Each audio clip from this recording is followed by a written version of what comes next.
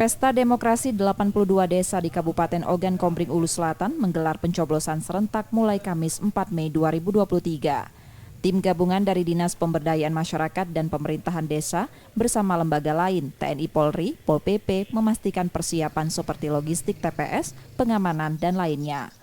Sebanyak 249 calon yang akan bersaing pada perhelatan yang tersebar di 19 kecamatan. Para calon dan pendukung diharapkan tetap menjaga kondusivitas selama pelaksanaan pemilihan. Alhamdulillah sampai dengan H-1 ini untuk kesiapan rata-rata yang melapor dari kecamatan kita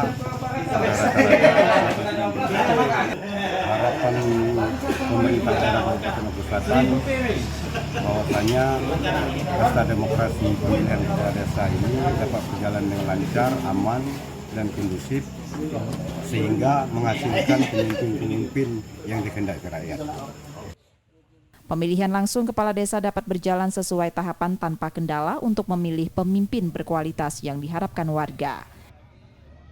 Setia Budi, Kompas TV, Ogan Komering Ulu Selatan, Sumatera Selatan.